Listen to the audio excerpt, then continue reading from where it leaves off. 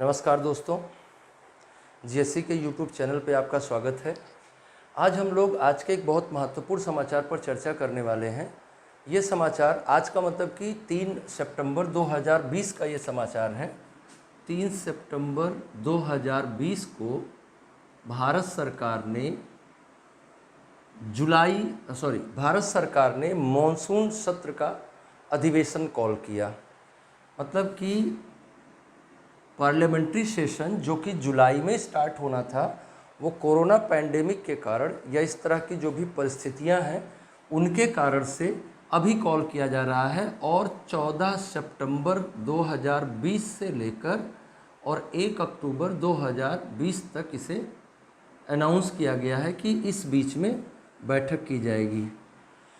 महत्वपूर्ण बात ये नहीं है, महत्वपूर्ण बात ये है कि इस बैठक के दौरान, इस सेशन के दौरान पार्लियामेंट्री प्रोसीजर में कुछ चेंजेज लाए गए हैं और वो जो पार्लियामेंट्री प्रोसीजर में चेंजेज लाए गए हैं उन पर हमें चर्चा कर लेनी चाहिए। वो हमारे परीक्षा के दृष्टिकोण से महत्वपूर्ण हो सकते हैं। हम उन पर चर्चा करें उससे पहले थोड़ी बातें हमें ये जान लेनी चाहिए कि हमारा इससे पहले वाला सत्र, जिसे हम बजट सत्र कहते हैं, ये 29 मार्च को ख़त्म हुआ था और कॉन्स्टिट्यूशनल प्रोविज़न के अनुसार सदन की बैठक 6 महीने के बीच में करवा लेना अनिवार्य है। मतलब कि सदन की 2 बैठकों के मध्य 6 माह से अधिक का अंतर नहीं हो सकता। तो उस हिसाब से अगर देखा जाए तो 29 सितंबर को ये 6 महीना हो जाएगा। तो 29 सितंबर से पहले ही इनको पार्लियामेंट्री सेशन कॉल करना था। सरकार के समक्ष विपक्ष ऐसा आरोप लगा रहा है कि बहुत सारे सवाल हैं विपक्ष के पास जो विपक्ष सरकार से पूछना चाहता है, लेकिन इस बीच में सरकार ने पार्लियामेंट्री सेशन नहीं बुलाया, संसद का सत्र नहीं बुलाया, जिसके कारण से कोरोना पैंडेमिक, चाइना का मामला और बहुत सारे ऐसे इश्यूज हैं जिन पर विपक्ष सवाल पूछना चाहता है लेकिन वो सवाल नहीं पूछ पाया।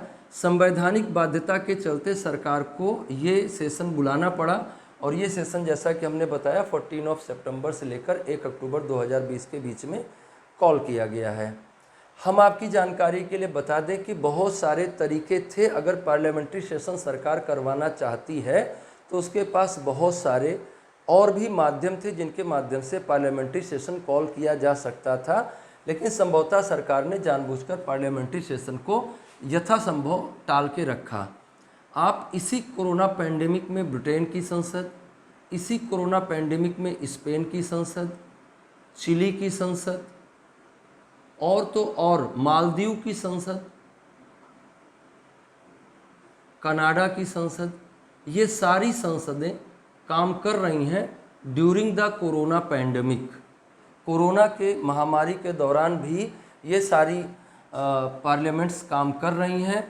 ये अलग अलग तरीके से वीडियो कॉन्फ्रेंसिंग के माध्यम से और तमाम जो मीडियम है जिनसे ये संभव किया जा सकता है, उन सारे माध्यमों से ये अपनी मीटिंग कंटिन्यू कर रही हैं और अपनी बैठक को जारी रख रही हैं। हम भी ऐसा कर सकते थे अगर हमारी मंशा वास्तव में पार्लियामेंट्री सेशन कॉल करने की होती और सरकार ईमानदारी से विपक्ष के और देश की जनता के सवालों का जवाब देना चाहती तो। विपक्ष ने दबाव बनाया कि भाई किसी भी तरह से करके पार्लियामेंट्री सेशन आप करवाएं।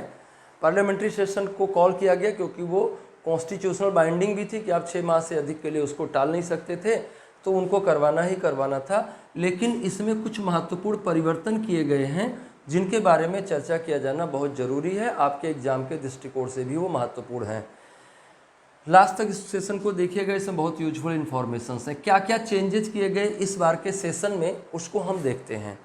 पहला चेंज ये किया गया कि प्राइवेट मेंबर्स का जो एक्सरसाइज है, प्राइवेट मेंबर्स बिजनेस है, उसकी इजाज़त नहीं है। आप समझते चलिएगा हमारी बात को, तो आपको समझ में आएगा कि सरकार ऐसा क्यों कर रही है, ये भी आपको समझ में आएगा। जो प्राइवेट मेंबर बिजनेस है, इस पर इस बार ये बंद रहेगा, इस बार इस पर काम नहीं किया जाएगा। प्राइवेट मेंबर बिजनेस क्या है आगे हम देखेंगे। इसके अलावा सरकार ने प्रश्नकाल को समाप्त कर दिया है। प्रश्नकाल क्या है और इसमें कौन कौन से प्रश्न पूछे जाते हैं, कैसा होता है प्रश्नकाल, कौन कौन तरह के प्रश्न होते हैं, आगे के वीडियो में आपको मिलेगा। इसके अलावा तीसरी चीज़ जो उन्होंने परिवर्तन किया है वो परिवर्तन है शून्यकाल में। शून्यकाल क्या होता है, कहाँ से प्रारंभ हुआ, कैसे प्रारंभ हुआ, इसकी भी जानकारी आगे की वीडियो में आपको मिलेगी। इसका समय 1 घंटे होता है, जिसे इस पार्लियामेंट्री सेशन में घटाकर आधा घंटा कर दिया गया है। जब आप इन बातों को समझिएगा तो आपको एक बात समझ में आएगी कि सरकार इनको क्यों ऐसा कर रही है और क्यों वो चाहती है कि ये चीज़ें उस रूप में ना हो जिस रूप में पहले हुआ करती थी। तो ये बातों पे हमको चर्चा करनी है। दोस्तों, सबसे पहले हम लोग बात करते हैं कि प्रश्न काल क्या होता है और कौन कौन से प्रश्न पार्लियामेंट की एक्टिविटी में पूछे जाते हैं, उन प्रश्नों का क्या महत्व होता है। तो प्रश्न काल जो है ये वो समय होता है जब मेंबर ऑफ पार्लियामेंट किसी नेशनल इंटरेस्ट से, किसी पब्लिक इंटरेस्ट से जुड़े हुए मुद्दों पर मंत्रियों से सवाल पूछते हैं। सदस्यों को सवाल पूछने का अधिकार होता है और मंत्री इन सवालों का जवाब देने के लिए होते हैं। यही उत्तरदायी सरकार की रिस्पॉन्सिबल गवर्नमेंट का कॉन्सेप्ट है। जब आप कहते हैं कि गवर्नमेंट रिस्पॉन्सिबल है, उत्तरदायी सरकार है, तो उत्तरदायी सरकार का मतलब होता है कि उसका कहीं ना कहीं उत्तरदायित्व तो निर्धारित किया जाता होगा। तो हमारी सरकार का एक कलेक्टिव रिस्पॉन्सिबिलिटी है जो हमारे कॉन्स्टिट्यूशन के अकॉर्डिंग है। वो कलेक्टिव रिस्पॉन्सिबिलिटी किसके प्रति होती है, वो लोकसभा के प्रति होती है। तो हमारे जो भी मंत्री हैं वो किसके प्रति उत्तरदायी होते हैं, लोकसभा के प्रति उत्तरदायी होते हैं और लोकसभा सदस्य उनसे प्रश्न पूछ सकते हैं। संसद की कार्रवाई का पहला घंटा जो होता है, पहला 1 घंटा संसद की कार्रवाई का, उसे हम प्रश्नकाल कहते हैं। पहला घंटा होता है ये, और ये सबसे पहले ब्रिटेन में शुरू हुआ था 1721 ईस्वी में। 1721 ईस्वी में ब्रिटेन से प्रश्नकाल की शुरुआत हुई थी और बाद में 1892 के काउंसिल ऑफ इंडिया एक्ट के द्वारा इसे भारत में भी प्रारंभ किया गया। तो प्रश्नकाल संसद की कार्रवाई का पहला घंटा होता है, जिसमें से संसद सदस्य संबंधित विभाग के मंत्रियों से अपना प्रश्न पूछ सकते हैं और मंत्री उन प्रश्नों का जवाब देने के लिए बाध्य होगा। ये प्रश्न जो हैं ये 3 तरह के हैं। जो हमारी पार्लियामेंट्री प्रोसीडिंग है उसमें जो क्वेश्चंस पूछे जाते हैं उनको 3 कैटेगरी में कंसीडर किया जाता है। एक को कहा जाता है स्टार्ड क्वेश्चंस या तारांकित प्रश्न, दूसरे होते हैं नॉन स्टार्ड या अतारांकित प्रश्न, और तीसरे होते हैं जिन्हें हम अल्प सूचना प्रश्न के नाम से जानते हैं। अल्प सूचना प्रश्न होते हैं।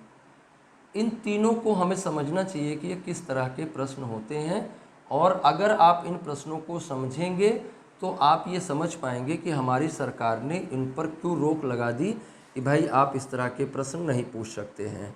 क्यों नहीं पूछ सकते हैं? सरकार अगर प्रश्न नहीं पूछा जाएगा तो उत्तरदायी सरकार की अवधारणा समाप्त हो जाएगी। प्रश्न नहीं पूछा जाएगा तो असल में लोकतंत्र का कोई मायने नहीं रह जाएगा। प्रश्न पूछा जाना बहुत ज़रूरी है। प्रश्नों की हमने बताया कि 3 कैटेगरी होती है। तारांकित प्रश्न होते हैं, इनका जवाब मौखिक में देना होता है। मौखिक देना होता है कि मतलब आपसे सवाल पूछा जाएगा, मंत्री से प्रश्न पूछा जाएगा, मंत्री प्रश्न का जवाब देगा, तो मौखिक होगा।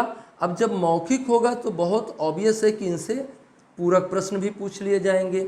जब प्रश्न का जवाब दिया जा रहा होगा, प्रश्न के जवाब से जिसने प्रश्न खड़ा किया है अगर वो मंत्री द्वारा दिए गए जवाब से संतुष्ट नहीं होगा तो उस पर कॉम्प्लीमेंट्री क्वेश्चंस भी पूछ सकता है, पूरक प्रश्न भी पूछ सकता है।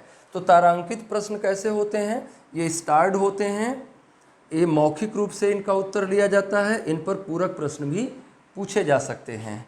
अतारांकित प्रश्न कैसे होते हैं? इन पर कोई स्टार नहीं लगा हुआ होता है, इन प्रश्नों का उत्तर लिखित में दिया जाता है। लिखित में दिया जाता है। अब बहुत ऑब्वियस है कि लिखित में दिया जाएगा तो कुछ भी दिया जा सकता है। लिखित में दिया गया उत्तर पे कोई पूरक प्रश्न नहीं पूछा जा सकता है और सदन की कार्रवाई में ये जिस दिन इसका उत्तर दिया जाना होता है उस दिन की बैठक के आधिकारिक प्रतिवेदन में इसे मुद्रित कर दिया जाता है। संबंधित व्यक्ति, संबंधित सदस्य अपना प्रश्न देख सकता है, अपना उत्तर देख सकता है। उसके लिए अलग से कोई प्रोविज़न नहीं किया गया है। कुछ प्रश्न ऐसे होते हैं जिन्हें अल्प सूचना प्रश्न कहा जाता है। इन प्रश्नों को पूछे जाने के लिए 10 दिन पूर्व मंत्री को बताना होता है। देखिए, ये संभव नहीं है कि आप प्रश्न पूछें। अब मान लीजिए कि किसी सदस्य ने पूछा कि भारत और चीन की सीमा पर कितने सैनिक डिप्लॉयड हैं, कितने सैनिक तैनात किए गए हैं, तो बिल्कुल आवश्यक नहीं है कि रक्षा मंत्री को ये सारे आंकड़े पता ही हों। तो वो संबंधित विभाग के, अपने विभाग के संबंधित अधिकारियों से विचार विमर्श करके उसका उत्तर तैयार करके सदन के समक्ष रखता है। इसके लिए उसको थोड़े समय चाहिए होते हैं, थोड़ा डॉक्यूमेंटेशन करने के लिए टाइम चाहिए होता है। इसलिए इन दोनों प्रश्नों को जब भी पूछा जाता है तो 10 दिन का समय दिया जाता है कि भाई ये हमारे प्रश्न हैं और इनको हम 10 दिन पूर्व से सूचित कर देते हैं। संबंधित मंत्री उत्तर तैयार करके आता है और सदन में बताता है। लेकिन अगर ऐसा कोई मुद्दा हो जो बहुत पब्लिक इंटरेस्ट से जुड़ा हुआ हो, नेशनल इंटरेस्ट से जुड़ा हुआ हो, और हमारे पास या संसद सदस्य को लगता है कि ये इतना महत्व का मुद्दा है जिसे इतने दिन तक टाला नहीं जा सकता, 10 दिन तक टाला नहीं जा सकता है, जल्दी से आंसर चाहिए, तो 10 दिन से पूर्व या 10 दिन की पूर्व सूचना के बिना जिन प्रश्नों का उत्तर दिया जाता है या जो प्रश्न पूछे जाते हैं, 10 दिन के पूर्व सूचना के बगैर, पूर्व सूचना के बगैर जिन प्रश्नों का जवाब देना होता है, वो सारे प्रश्न क्या हैं? उनको हम अल्प सूचना प्रश्न कहते हैं।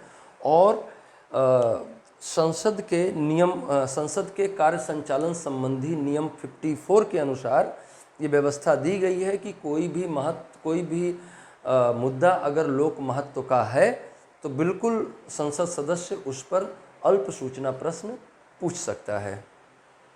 तो ये हमारे प्रश्न हैं और इन प्रश्नों का जवाब सरकार शायद नहीं देना चाहती है, जिसके कारण से उसने प्रश्नकाल को समाप्त कर दिया है और कहा है कि प्रश्नकाल को अलाउ नहीं किया जाएगा। हालांकि विपक्ष इस पर लगातार दबाव बना रहा है। अब वक्त बताएगा कि इसमें किस तरह का परिवर्तन हो पाएगा।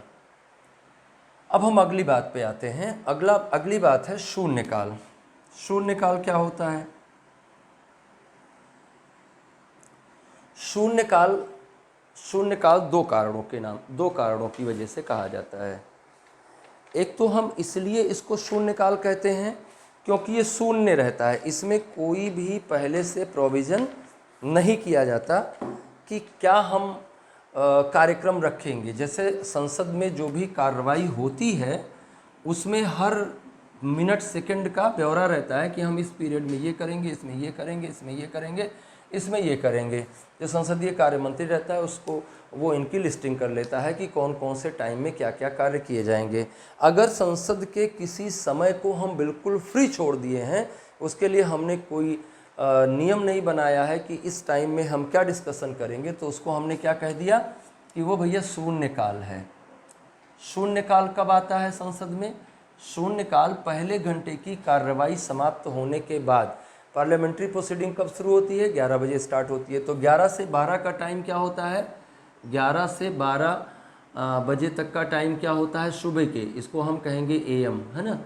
तो 11 से 12 बजे तक का टाइम जो होता है वो प्रश्नकाल होता है, और 12 बजे से 1 बजे का टाइम जो होता है, 12 से 1 PM का जो टाइम होता है, ये होता है शून्यकाल।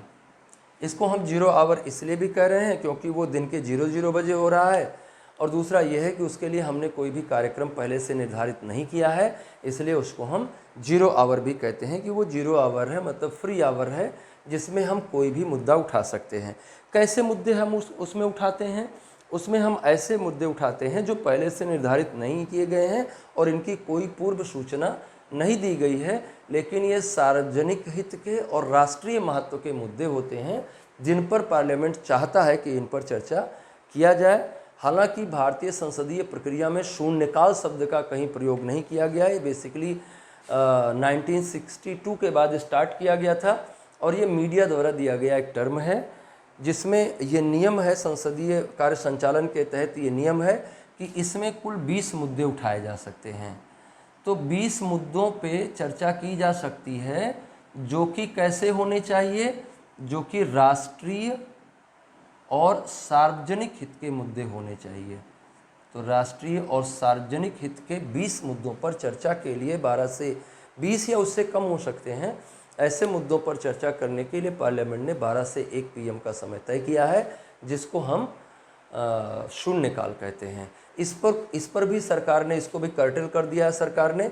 इसमें हमने कहा कि 1 घंटे का टाइम दिया गया था, अब इसमें कितना टाइम दे दिया है? सरकार ने 30 मिनट का टाइम दे दिया है, क्योंकि संभवतः सरकार ये जानती है कि विपक्ष या जो भी संसद सदस्य हैं वो इसमें कौन सा मुद्दा उठाएंगे और क्या मैं उस मुद्दे पर जवाब देने की स्थिति में आ पाऊँगा। तमाम मुद्दे हैं इस टाइम पे, अर्थव्यवस्था की गिरती हुई दशा, बेरोजगारी, कोरोना महामारी, चीन के मुद्दे, नेपाल के मुद्दे, पाकिस्तान के मुद्दे, बहुत सारे इश्यूज हैं जिन पर सरकार को जवाब देना थोड़ा कठिन हो सकता है। संभवतः इसीलिए सरकार जो है इस तरह की चीज़ों में परिवर्तन ला रही है। तो ये बातें हैं। इसके अलावा एक और जो चेंज किया गया है इस बार के सेशन में, दैट इज़ कि प्राइवेट मेंबर बिजनेस को समाप्त किया गया है। तो प्राइवेट मेंबर बिजनेस क्या होता है, ज़रा इसको भी देख लेते हैं, आप देख लें आप, है ना। तो प्राइवेट मेंबर का मतलब क्या है? प्राइवेट मेंबर मीन्स ऐसे मेंबर जो मंत्री नहीं हैं, संसद के ऐसे सदस्य जो सरकार का हिस्सा नहीं है, उन सभी को प्राइवेट मेंबर्स कहा जाता है। मतलब कि वो मंत्री ना हो बस, तो वो सारे के सारे प्राइवेट मेंबर्स होते हैं। सामान्यतया शुक्रवार की कार्रवाई का अंतिम 2.5 घंटा, शुक्रवार का लास्ट 2.5 आवर्स हम किसको दे के रखते हैं? सामान्यतया संसदीय प्रक्रिया में ये नियम है कि शुक्रवार की कार्रवाई का अंतिम 2.5 घंटा प्राइवेट मेंबर्स के लिए होता है, प्राइवेट मेंबर्स बिजनेस के लिए होता है, जिसमें प्राइवेट मेंबर के प्रस्तावों और बिलों पर चर्चा की जाती है। तो जो भी प्राइवेट मेंबर्स के प्रस्ताव और बिल होते हैं, प्रस्ताव और विधेयक होते हैं, उन पर चर्चा की जाती है फ्राइडे के लास्ट 2.5 आवर्स में।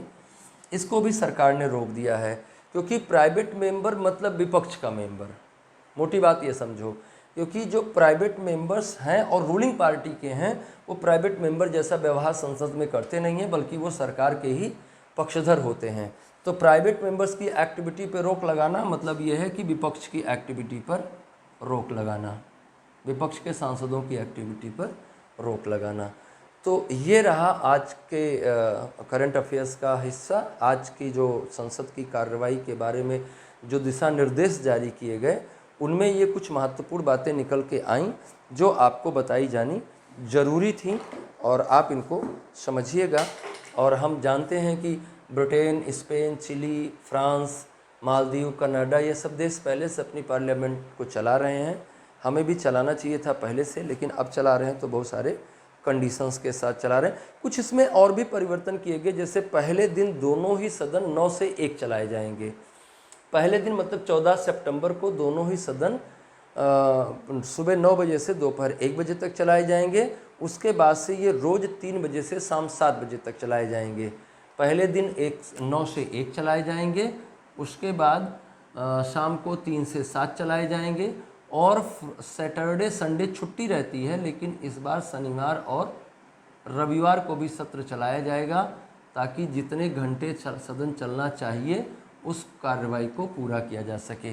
जब सारी चीज़ें पूरी की जा रही हैं तो मुझे बिल्कुल समझ में नहीं आ रहा है कि शून्यकाल में कटौती क्यों की जा रही है और प्रश्नकाल को क्यों समाप्त किया जा रहा है, जब पूरे आवर्स को आपको चलाना ही है पार्लियामेंट। तो आप खुद ही समझदार हैं और दिमाग से समझिएगा कि सरकार ऐसा क्यों कर रही है। सरकार इस बारे में, सरकार का पक्ष है कि वो सदन के अंदर भीड़ नहीं बढ़ाना चाहती है, इसलिए वो ऐसा कर रही है। क्योंकि प्रश्नों का उत्तर देते समय संबंधित विभाग के अधिकारियों को भी बुलाना पड़ता है कई बार, तो उनके आने से हो सकता है कि भीड़ बढ़ जाए।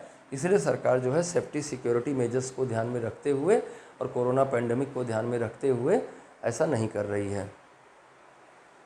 ये आपके लिए बहुत महत्वपूर्ण जानकारी थी, इसको आप पढ़िएगा, समझिएगा। इसमें से जो फैक्चुअल इन्फॉर्मेशन है उनको नोट करिएगा। वीडियो को सब्सक्राइब करिएगा, लाइक करिएगा, शेयर करिएगा और भी लोगों तक पहुँचाइएगा। अगले वीडियो में हमारी आपकी फिर से मुलाकात होगी। तब तक के लिए नमस्कार।